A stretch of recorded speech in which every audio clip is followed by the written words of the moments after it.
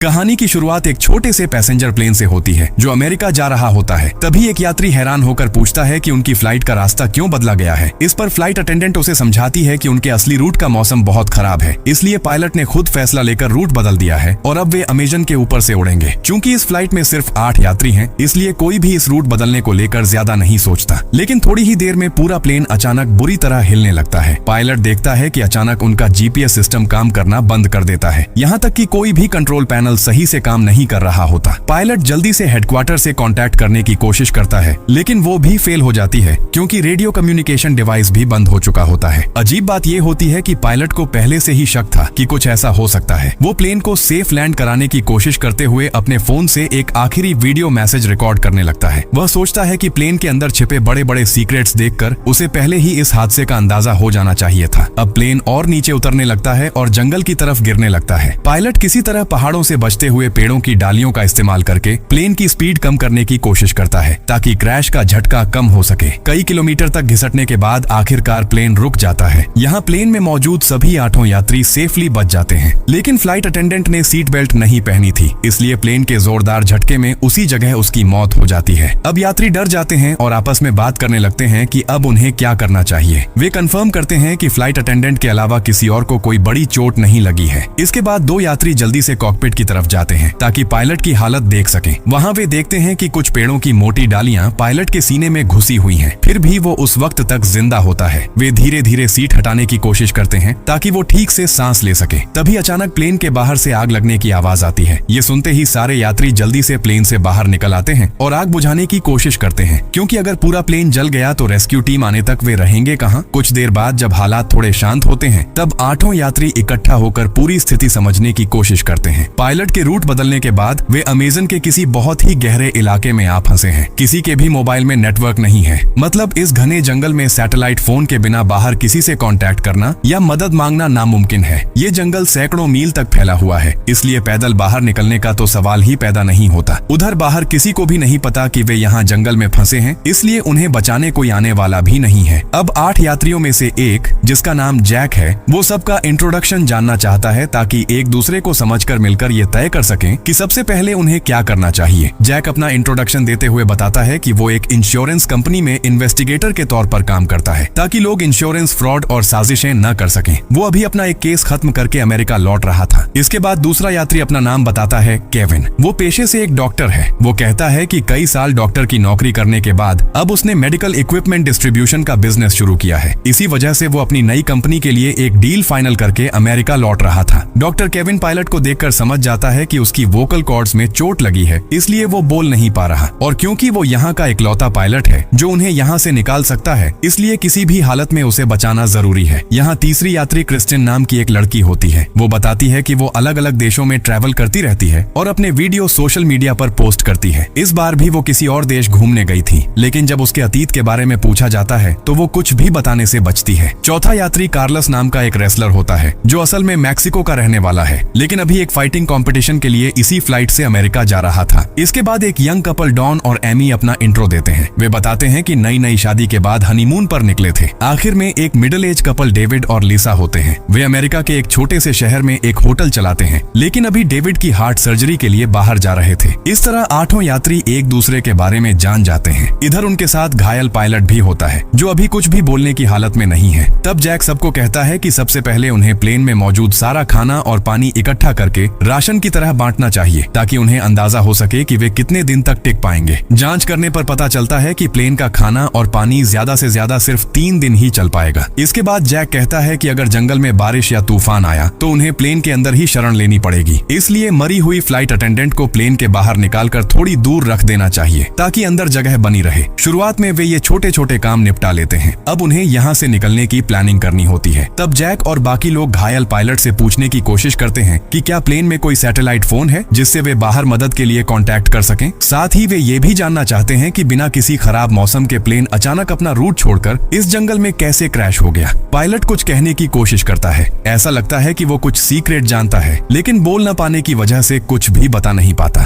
तब जैक कहता है कि क्योंकि केविन एक डॉक्टर है, उसे पायलट का इलाज करना चाहिए, लेकिन केविन तुरंत मना कर देता है। वो कहता है कि पायलट को बचाने के लिए सर्जरी करनी पड़ेगी और इस जंगल में उसके पास न तो कोई सर्जिकल इक्विपमेंट है और न ही दवाइयाँ। ऐसी हालत में अगर सर्जरी की गई तो पायलट और जल्दी मर जाएगा। इसलिए सब मिलकर ये फैसला करते हैं कि फिलहाल उन्हें पायलट के होश में आने और हालत सुधरने का इंतजार करना होगा। इधर लिसा प्लेन से खाना लाकर सब में थोड़ा थोड़ा बांट देती है। खाना खाने के बाद सबके अंदर एक नई उम्मीद पैदा होती है और वे यहाँ से निकलने के बारे में सोचने लगते हैं। तभी क्रिस्टिन पास के एक पहाड़ की तरफ देखते हुए कहती है, कौन जाने अगर हम ऊपर चढ़ें तो शायद मोबाइल में नेटवर्क मिल जाए। इसलिए सब मानते हैं कि उन्हें वहाँ जाकर ट्राई करना चाहिए। लेकिन तब तक शाम हो चुकी होती है, इसलिए वे तय करते हैं कि अगली सुबह पहाड़ पर चढ़ेंगे। उसी वक्त पायलट की हालत और ज्यादा बिगड़ने लगती है। यहाँ केविन, जो अब तक कुछ नहीं कर पाया था, वो कहता है कि अगर ऐसे ही छोड़ दिया गया तो पायलट वैसे भी मर जाएगा। इसलिए वो रिस्क लेकर इसी हालत में किसी तरह उसकी सर्जरी करने की कोशिश करेगा। वो बचेगा या नहीं ये उसकी किस्मत पर होगा। केविन की बात मानकर सब लोग प्लेन से जरूरी सामान ढूंढ कर लाते हैं जो सर्जरी में काम आ सके। वे एक सब्जी काटने वाला चाकू, अल्कोहल और कुछ दूसरे छोटे मोटे सामान इकट्ठा करते हैं। अब डॉक्टर केविन बिना एनेस्थीसिया के ही सर्जरी शुरू करता है, जिससे पायलट को भयानक दर्द होता है। लेकिन किस्मत से सर्जरी उम्मीद से बेहतर हो जाती है। डॉक्टर केविन बताता है कि आज रात के बाद पायलट की हालत काफी सुधर जाएगी। लेकिन तब किसी ने भी नहीं सोचा था कि आगे उनके साथ क्या होने वाला है। रात में जब सब बाहर सो रहे होते हैं, तभी एक चेहरा ढका हुआ आदमी आता है और घायल पायलट का मुंह दबाकर उसका दम घोंट देता है। सुबह जब सब उठते हैं तो पायलट को मरा हुआ देखकर सब सन्न रह जाते हैं, क्योंकि रात की सर्जरी के बाद उसकी हालत काफी अच्छी हो गई थी और उसने ये भी इशारा किया था कि वो उन्हें कुछ बहुत जरूरी सीक्रेट बताने वाला है। डॉक्टर केविन कहता है कि पायलट के शरीर में किसी तरह का इन्फेक्शन नहीं हुआ था, तो फिर वो मरा कैसे? ये बात सबको परेशान कर देती है और सब आपस में बात करने लगते हैं कि काश रात में किसी ने बारी बारी से पायलट पर नजर रखी होती, लेकिन अब कुछ किया नहीं जा सकता। सब यही मान लेते हैं कि शायद पायलट अपनी चोटों की वजह से ही मर गया होगा। इसलिए वे पायलट की लाश को उस मरी हुई फ्लाइट अटेंडेंट की लाश के पास थोड़ा थोड़ा दूर एक पेड़ के नीचे रख आते हैं, ताकि अगर कभी यहाँ कोई रेस्क्यू टीम पहुंचे तो इन दोनों के शव उनके फैमिली तक पहुंचाए जा सके। इसलिए वे दोनों को यहीं छोड़ देते हैं। लेकिन किसी को यह ध्यान नहीं रहता कि पायलट की जेब से उसका फोन गिर गया था और डॉन उसे चुपचाप उठा लेता है। जब डॉन की पत्नी एमी उससे इसके बारे में पूछती है तो डॉन उसे और किसी को भी कुछ न बताने को कहता है, क्योंकि अब वो किसी पर भरोसा नहीं कर पा रहा था। इसके बाद डॉन अकेले पायलट की लाश के पास जाता है और उसका एक उंगली काट लेता है ताकि उस फिंगरप्रिंट से फोन अनलॉक किया जा सके। उधर जब मिडिल एज कपल अकेले में बात करता है तो लिसा अपने पति डेविड से कहती है कि उसे नहीं लगता पायलट की मौत नेचुरल थी। लिसा पहले एक हॉस्पिटल में नर्स रह चुकी है और उसने अपनी आंखों के सामने एक मरीज को दम घुटने से मरते देखा है। लिसा के मुताबिक पायलट का चेहरा भी बिल्कुल वैसा ही काला पड़ गया था, मतलब साफ था किसी ने जानबूझकर उसका दम घोंट कर मारा है। लेकिन लिसा ये बात सबके सामने नहीं कहती, क्योंकि साफ साफ इन 8 लोगों में से ही किसी एक ने पायलट की मर्डर की है। तब उसका पति डेविड हैरानी से पूछता है, इन यात्रियों में से कोई पायलट को क्यों मारेगा? लेकिन लिसा कहती है कि यही बात अब उन्हें पता लगानी होगी और अब से उन्हें बहुत सावधान रहना होगा। उन्हें अपने अलावा किसी पर भरोसा नहीं करना चाहिए। ये कहते वक्त लिसा अचानक महसूस करती है कि कोई उनकी बातें सुन रहा है, इसलिए वो तुरंत ही ये बातचीत अधूरी छोड़ देती है। उधर ट्रैवलर क्रिस्टिन एमी के पास आकर कहती है कि वो जानती है कि डॉन और एमी शादी के बाद हनीमून पर नहीं जा रहे थे, इसलिए वो उससे सच बताने को कहती है। तब एमी सच कबूल कर लेती है कि वो असल में एक अमीर बिजनेसमैन की बेटी है और डॉन उसके फैमिली का ड्राइवर था। वहीं से दोनों को प्यार हो गया। लेकिन जब उन्हें लगा कि उनका फैमिली कभी इस रिश्ते को नहीं मानेगा तो वे अपना देश छोड़कर फ्लाइट से अमेरिका भाग रहे थे। क्रिस्टिन समझ जाती है कि उन्होंने बाकी यात्रियों से झूठ इसलिए बोला था ताकि कोई उन पर शक न करे। इधर कार्लस सबको एक अच्छी खबर देता है। वो बताता है कि उसे प्लेन में एक जीपीएस डिवाइस मिला है। वो कहता है कि अगर वो इस डिवाइस को पास के पहाड़ की चोटी पर ले जाकर एक्टिवेट कर दे तो उनकी मदद हो सकती है। इसका सिग्नल बहुत दूर तक जाएगा और डिवाइस में जो थोड़ी बहुत खराबी है उसे वो कल तक ठीक कर देगा। ये सुनकर सब राहत की सांस लेते हैं, क्योंकि आखिरकार उन्हें यहाँ से निकलने का एक रास्ता नजर आने लगा था। कार्लस बताता है कि उसके पिता कभी एक इलेक्ट्रीशियन थे और उसी से उसने ये सब काम सीखे थे, लेकिन वो खुद एक फाइटर बनना चाहता था, इसलिए उसने अपने पिता की दुकान छोड़ दी थी। तब जैक कहता है, ठीक है, आज के अंदर कार्लस ये जीपीएस डिवाइस ठीक कर ले और हमारे हिसाब से पहाड़ पर चढ़ने में हमें आधा दिन लग जाएगा, इसलिए कल सुबह होते ही हम ये डिवाइस लेकर ऊपर जाएंगे। लेकिन तभी लिसा सबको एक बुरी खबर देती है कि उनका सारा खाना चोरी हो चुका है, जबकि उन्हें यहाँ फंसे अभी सिर्फ एक ही दिन हुआ था। जो खाना 3 दिन चलने वाला था वो एक ही दिन में गायब हो गया। तब क्रिस्टिन और जैक फौरन प्लेन के पास जाकर ढूंढने लगते हैं कि आखिर उनका खाना पानी किसने चुराया। जिस राशन से 3 दिन चल सकता था वो अब एक दिन में ही खत्म हो गया।